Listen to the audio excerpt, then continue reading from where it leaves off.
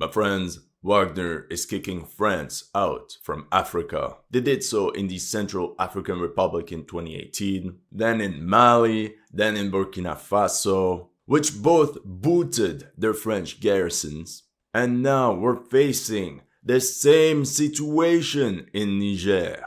And spoilers, the little birds are saying that the next target is Chad, home of about 1,000 French military personnel. And question is, who's behind all that?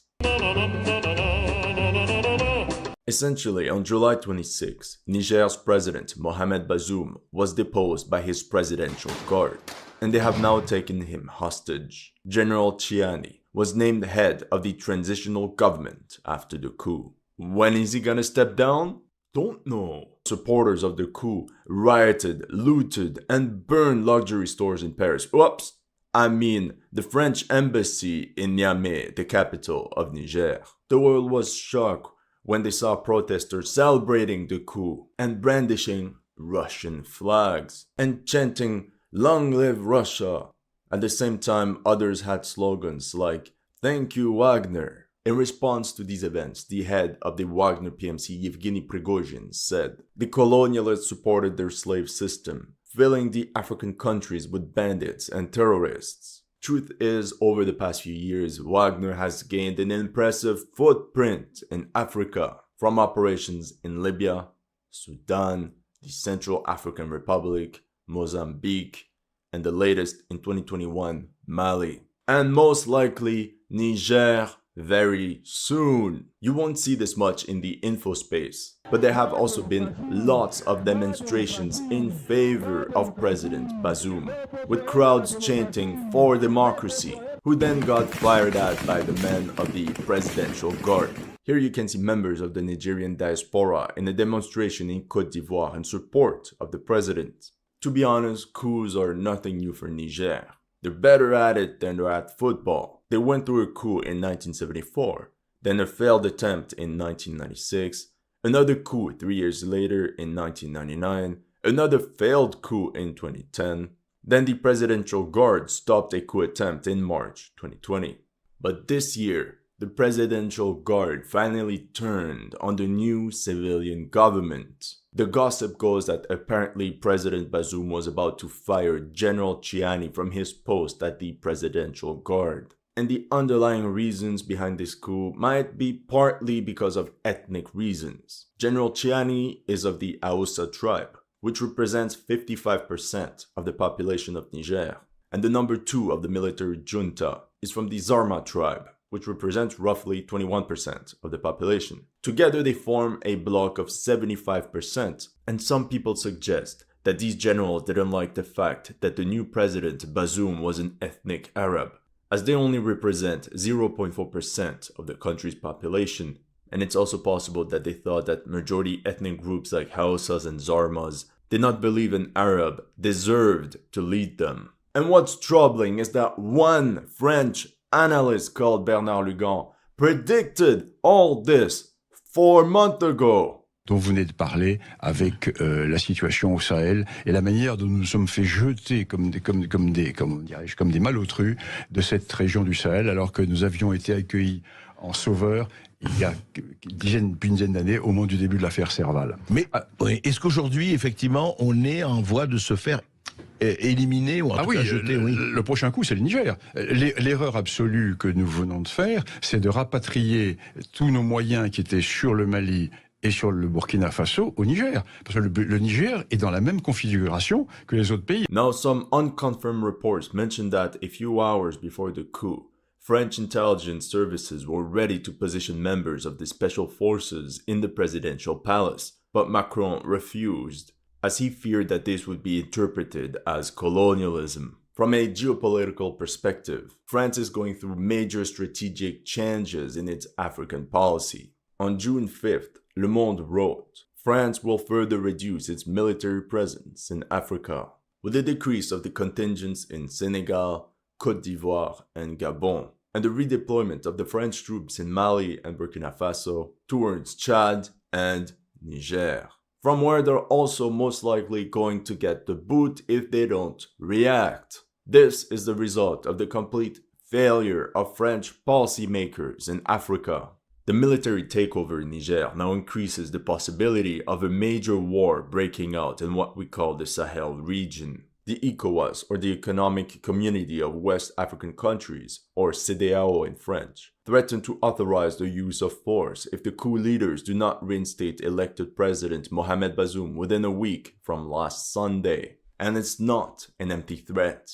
For example, in January 2017, 8,000 troops from ECOWAS entered Gambia to take down the incumbent president who refused to step down after losing the election. And on August 3rd, Senegal confirmed that they would be ready to send troops to Niger if the other countries go in, claiming that this military coup was the drop that spilled the glass. As of now, Nigeria is in, Côte d'Ivoire is in, and Benin has followed their lead. And the president of Liberia has a point. He said, as long as ECOWAS tolerates institutional coups that allow lifetime presidencies, there will always be military coups. Meanwhile, Mali, Burkina Faso, and Guinea support the military putsch. Not only that, they actually doubled down and said that any intervention to restore deposed President Mohamed Bazoum will be considered a declaration of war against all of them. We're facing a World War I type of situation, with alliance forming and everybody anxiously looking at who's gonna light up the fireworks. So at this point, the military leadership in Niger is shaking. Not surprisingly, Niger sent General Salifou Modi on a visit to neighboring Burkina Faso, just to make sure that the alliance is really tight when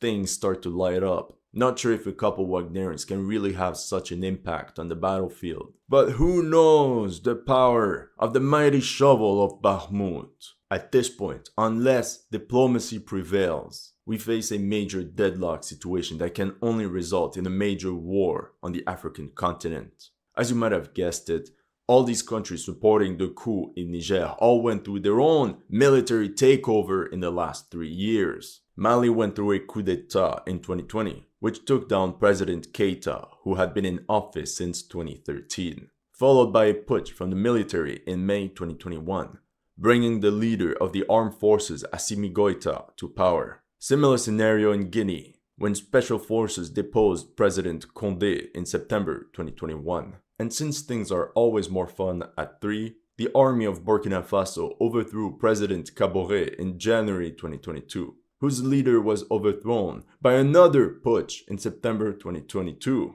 which brought 34-year-old Captain Ibrahim Traoré to power. So you see, guys, there's no reason to be depressed in life. This guy went from a captain of the army of Burkina Faso to head of state real fast. And apparently all the girls of Burkina Faso are now going crazy for him. I guess the country is gonna get a new wave of captains coming soon. In each one of these scenarios, democratically elected governments were toppled by the military, and every time the French army was booted out, to be replaced by Russian troops of the Wagner PMC. Now you can see why ECOWAS governments are on edge, because they could be next. Now all eyes are on Chad, who's quite in the middle in this entire situation, because its leader Mahamat Déby is also somewhat of a putschist, but he also has close ties to the West. His positioning might shift the balance of one side or another. The excuse of these military takeovers in the Sahel is always the same: the failure of the civilian government to bring back security in the never-ending war against jihadists. And they might have a point. In 10 years of fighting, there's no end in sight. As you can see on this map, jihadists are roaming these desertic areas in the north of Mali and Niger, while other jihadist groups are also spreading across this region called the Three Borders area, linking Mali, Burkina Faso, and Niger.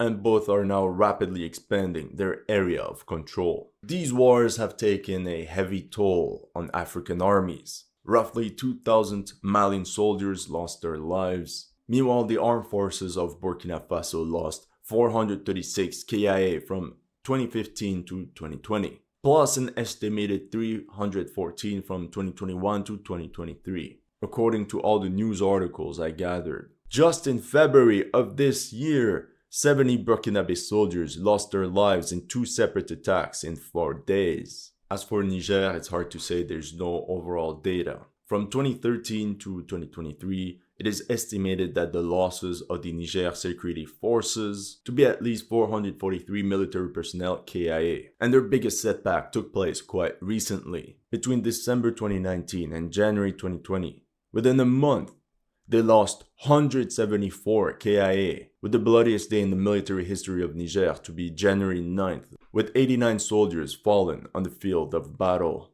At face value, we're seeing Islamist insurgencies, but actually those are ethnic conflict with a religious hat. And unlike what French elites and the West are claiming, democracy the way it's done in the Sahel region only adds fuel to the existing fire. That's why these countries always end up with military dictatorships. I think what happened in Mali best exemplifies this theme. In 2012, Mali faced an Islamist insurgency, which in fact was an ethnic rebellion of the Tuaregs, who used Islam as a rallying banner to unite all the tribes. The Tuaregs are nomadic ethnic Berbers that primarily inhabit the Sahara Desert. And as you can see on this map, they populate everything north of the Niger River. They only represent 4 million people. That spans across Mali, Burkina Faso, Niger, but also the south of Algeria and Libya.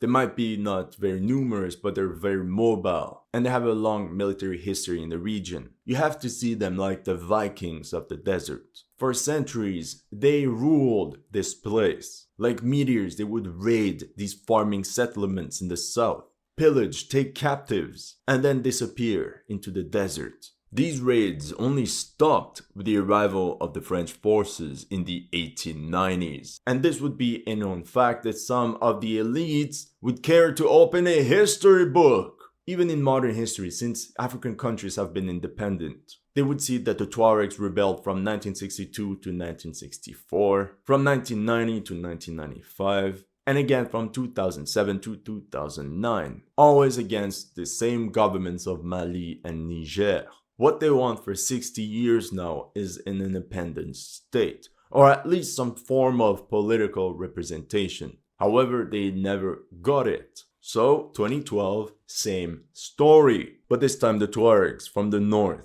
marched on the capital and defeated the Malian army over and over. The Malian forces essentially melted away and thousands had deserted. Mali then urgently asked France for help, which immediately launched Operation Serval. The Tuaregs were no match for the wrath of the 5,000 French troops present in the region. The jihadists pulled back, dispersed into the desert, and waged guerrilla warfare. This is how French troops were greeted in the streets of Timbuktu as liberators. The situation in Mali was then coupled with another Islamist insurgency, this time from the Fulani people, or Peul in French, also known for their semi-nomadic pastoralist lifestyle just like the Tuaregs. You see, Mali went from 5 million inhabitants in 1960 to 22 million. This massive population boom of these southern farmers led into a massive expansion into Fulani lands for agricultural reasons. And that's how the Fulani people took up arms. And they occupy the region of the 3 borders. And then the fighting spread over all these neighboring countries. So once again, at face value, we might see an Islamist insurgency, which is in fact a deep-rooted ethnic conflict. After the coup of 2021, diplomatic relations between France and Colonel Goïta began to falter. So the military junta of Mali felt that he had no other choice but to seek other partners, like the Russian PMC Wagner. It's not the Russian army, so Russia's not involved. It was estimated that between 300 and 400 musicians were present in the central part of the country. Photos emerged of the Wagner PMC in the town of Ségou from the end of December 2021, where 200 Wagner contractors were reportedly deployed. This time, the noticeable difference is Russia's growing influence in the region and their open support for the putschists, going as far as to say that Russia is there to decolonize Africa from imperialists. I mean, if by decolonization they mean replacing a French military base by a Russian one, then yes. And this represents a huge geopolitical shift, as this region was considered to be France's backyard. In May 2022, Mali broke its defense agreements with France and its European partners. And by August, all 2,400 French troops present in the country had left. Nous n'avons pas été chassés par les Russes. Les Russes ont profité de notre nullité. And throughout this discussion, a lot of people like to bring up colonialism or neo-colonialism. But on April 29th, large protests took place in the Malian capital of Bamako for the withdrawal of UN peacekeepers who are for the most part from Africa. Now Burkina Faso, in the middle of the exam, slowly peeked into the paper of its neighbor. Then surprise, surprise, February 2023 marked the official end of the operations of the French troops in Burkina Faso. The Burkinabe army announced the end of the operations of the 400-strong French Sabre force in Burkina Faso and demanded their immediate departure. This is when the teacher looks at the two papers and it's the exact same answers. On May 23rd, newspaper Le Monde wrote, Niger, France's laboratory for its new military approach in Africa. I don't know what their new plan was, but whatever it is, it's already a failure only 2 months after the article was released. How long until Niger demands the departure of the French troops? Now what makes the situation even more complicated is that France is not the only foreign power with a military presence in the country. The US has about 1,100 troops in Niger spread across 3 outposts, with the primary mission of training and supporting the local Nigerian forces, specifically these special operations. Then there's also the topic of Niger's uranium mines that always comes back. Truth is, Nigerian uranium accounts for 10 to 15% of the needs for French nuclear power plants. It's far from crucial for France, as they could easily replace it with uranium ore coming from a friendly country like Canada. But since the growing tensions between the West and Russia, this still becomes a strategic loss. It's important to take out maps. If we take a look where these uranium mines are located, near Arlit, more specifically in Tuareg lands. This is why Niger doesn't want to accept the independence of these Tuaregs, and the country would then lose its biggest cash-making machine. So who's guilty of this mess? Everybody. Now we can assume that the turning point, the beginning of the end of French military presence in Africa, took place in the Central African Republic. Long story short, in late 2012, Central African President François Bozizé sought help from France as the Seleka rebels were approaching the capital Bangui. The Seleka was a coalition of various Muslim ethnic tribes that rebelled against the government. They are demographically a minority as they represent 10% of the population, and once again mostly living in the north of the country in these semi-desertic areas. They were supported by mercenaries from friendly tribes from across the border in Sudan and Chad. Once again, a region that forms some sort of lawless triangle between these 3 countries prone to Islamist insurgencies. So the Seleka forces drove on the capital, massacring many Christian villages along the way, and eventually toppled President Bozizé in March 2013.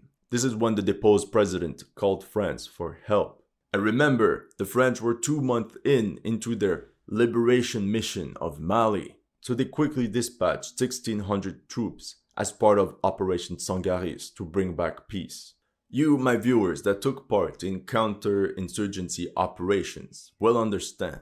A military force can complete a task that it was set to accomplish. But if the goal of the mission is pointless, in the end, you achieved nothing. You know, the French army feared to be perceived like some sort of neo-colonial power, so they completely changed the rules of engagement. The French army simply positioned itself between the 2 groups like a police force. But this legitimized the gains of the Seleka rebels, thus angering the government and the Christian majority of the country, who are now forming their own militias to take care of the problem. And in the end, it was a huge mess, and the French soldiers did not understand why everybody was hating them. One day they got fired at by the Seleka rebels, and another day by Christian militias. Les Français sont faibles car ils ne veulent pas nous affronter. Et nous avons distribué des couches culottes et des boîtes de lait concentré. Bon, donc on s'est fait jeter.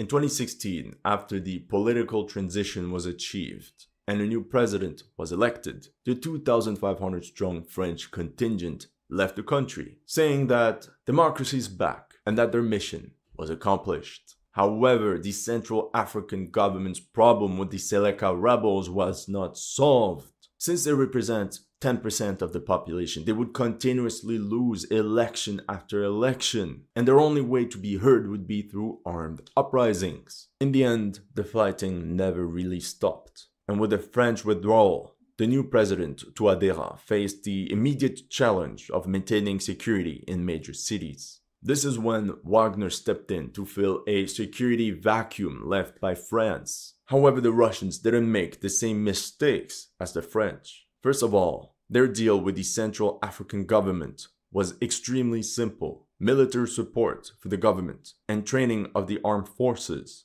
in exchange for the rights to exploit the country's very lucrative mines. They were not there for some sort of very ambiguous humanitarian police peacekeeping mission for democracy. No, they fully sided with the government.